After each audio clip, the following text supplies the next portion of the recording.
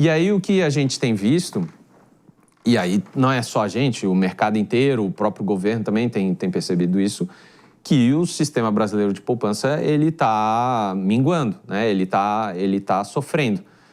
E o reflexo direto disso é essa maior dificuldade para obtenção do financiamento imobiliário, né? Então, toda essa consequência dos bancos subindo o valor da entrada e tudo é porque eles estão com uma restrição de funding, ou seja, eles estão com menos poupança para dar o financiamento imobiliário do que as pessoas querem tomar esse financiamento imobiliário na outra ponta, e eles estão se obrigando a restringir o crédito.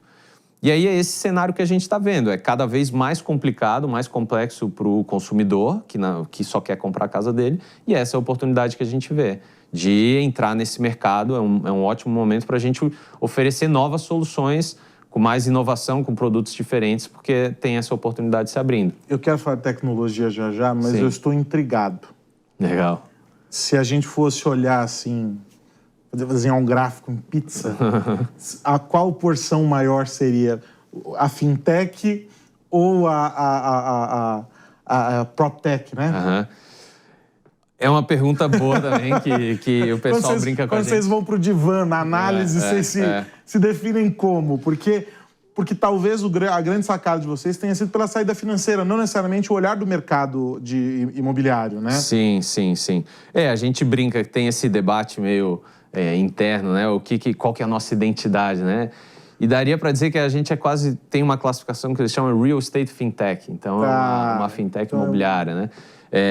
Mas é isso, é um 70-30, é um híbrido ali entre uma solução... No final das contas, a gente está resolvendo um problema financeiro das pessoas através de uma solução imobiliária, então tem esse misto, né? Mas a gente sempre se provoca para tentar entender uma crise de identidade, né? Quem sou eu, o que estou fazendo, Mas é difícil de vez em quando rotular, mas acho que... Mas no fim do dia, a construção dessa jornada é muito em cima da dor do cliente, do quanto vocês são capazes de solucionar uma questão ali que é relevante. Vocês escolheram um caminho de um desenho ali que nasce a partir da ideia de alguém que trabalha no mercado financeiro. Sim. Mas buscaram a tecnologia como meio do caminho porque vocês operam 100% digitais, é isso? É isso, 100% digital. E a gente enxerga a tecnologia não como necessariamente o fim, mas ela é um meio para se chegar a algo, né? Então, a tecnologia, ela faz com que a gente consiga operar tanto com menos risco, quanto de uma maneira com muito menos processos que custam muitos recursos, etc.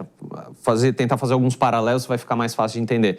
Então, tem o jeito que o banco, por exemplo, ele analisa o valor de uma propriedade, né? Então, ele contrata um laudo de um terceiro que avalia aquele valor de propriedade. A gente faz tudo isso interno. Então, a gente foi, ao longo dos anos, desenvolvendo uma tecnologia para capturar dados de mercado, conseguir processar esses dados de mercado e conseguir ter uma avaliação do imóvel de uma maneira muito mais assertiva e própria, que nos dá o conforto, nos dá a segurança para oferecer um produto com uma entrada mais baixa. Em termos de processo também, a gente faz todo o processo de atendimento digital, né? A gente não tem agência, a gente tenta lidar com o cliente só em momentos-chave para explicar como é que funciona o produto, o resto a gente tenta montar uma esteira de autoatendimento. Então, tudo isso a gente faz com que a gente consiga melhorar a nossa margem e repassar isso em termos de preço para o cliente e tornar o produto mais atrativo, né? Então, é sempre isso que a gente tenta trazer essa componente, e agora com inteligência artificial também. A pergunta é, poxa, o nosso produto não é um produto de inteligência artificial. A inteligência artificial é um meio para eu tornar minha proposta de valor cada vez melhor, com menos risco, com maior retorno. Ela está atrelada a processos, exatamente, e a soluções que vocês integraram. Atendimento, a análise de risco de imóvel, de crédito de cliente e tudo. Então, a gente vai adaptando essas questões. Vocês já movimentaram quanto desde o surgimento da empresa? Mais ou menos uns 80 milhões. 80 milhões em imóveis já negociados. Isso. Isso só operando em São Paulo? Só operando em São Paulo, Qual que é para vocês hoje o grande desafio do ponto de vista de gestão de dados, do entendimento dessa maçaroca de informações que vocês têm? Porque é um mercado ainda muito analógico, né? Muito. Eu me lembro que, há alguns anos atrás, não muitos, eu conversava com o pessoal da Loft. E eles tinham um desafio muito grande, que era a identificação dos imóveis à disposição nas áreas de interesse deles. Sim. E que eles estavam buscando formas de automatizar isso na relação das buscas com os cartórios. porque eles precisavam buscar os registros desses imóveis. Sim. E às vezes processos desencontrados, né? O Brasil tem muito dessa coisa de sucessão, né? O cara é herdeiro, não deu andamento, o imóvel está lá fechado, ele é uma baita oportunidade de negócio, mas às vezes os herdeiros nunca se interessaram por andar aquilo, ou eventualmente prédios. Como é que eu sei quantos imóveis estão à venda ou disponíveis em um determinado prédio? Aquela era a dor deles. Sim. E eles foram buscando soluções, até mecanismos próprios para fazer isso. Eu imagino que quando vocês automatizam, por exemplo, essa questão dos dados de mercado para poder fazer precificação, sim, vocês estão plugando de fontes que muitas vezes, lá na origem, elas não estavam digitalizadas. Vocês estão trazendo insumo para uma base de análise que vocês estão tendo que manipular ainda. Sim. Para esse segmento ainda, a conversão do analógico para o digital é ainda o grande chabu? Aqui em São Paulo melhorou muito à medida que a prefeitura começou a divulgar os dados de transações, né? Então ela já tem mais de 2 anos mais ou menos que a prefeitura tem uma... super recente. É super recente, né? E aí a gente conseguiu se aproveitar disso, né? Digamos assim, no bom sentido, né? Mas certamente ainda, por exemplo, se você quer entrar numa cidade do interior e entender preços de transações daquela região, daquela cidade específica, você vai ter que ir lá no RGI, no Registro de Imóveis, bater e falar, poxa, me vende algumas matrículas, porque no final das contas elas são públicas, né? Mas elas estão ali e você tem que comprar elas do cartório para obter essa informação. Então, assim, a gente vislumbra um futuro em que outras prefeituras também vão começar esse movimento de transparência, afinal, os dados são públicos de fato, né?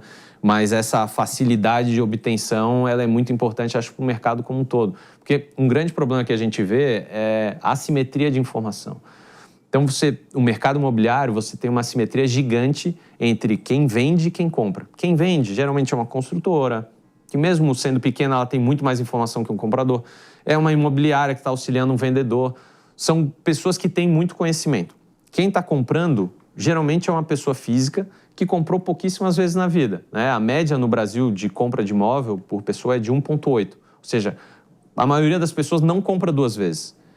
Se ela compra 2 vezes, ela compra no ano e daqui a 20 anos ela vai comprar de novo. O processo já mudou, já é totalmente diferente. Então, esse acesso à informação, ele é muito complexo. Mesmo uma base da prefeitura. Qual comprador hoje em dia sabe que a prefeitura solta essa base e que ele conseguiria verificar naquele prédio quais as transações? Ninguém. Então, isso é uma das coisas que a gente tenta resolver, essa assimetria de informação. Então, não só a assimetria financeira, né, entre fazer a conexão entre quem não tem o capital e quem tem o capital e fazer essa ponte e emprestar o recurso de uma maneira do nosso produto, que não é um empréstimo, mas é esse aluguel com opção de compra. Mas também a gente tenta fazer essa ponte da informação, entre buscar a informação, que é a dificuldade que você comentou, onde está essa informação, qual a qualidade dessa informação, processar essa informação, mastigar e entregá-la para o nosso cliente em forma de, esse preço do seu imóvel que você está olhando está bom, é um imóvel que tem liquidez, pode avançar com a compra, que a gente acha que, lógico, a gente não consegue garantir tudo, mas que com as informações que a gente tem um bom potencial essa compra, né?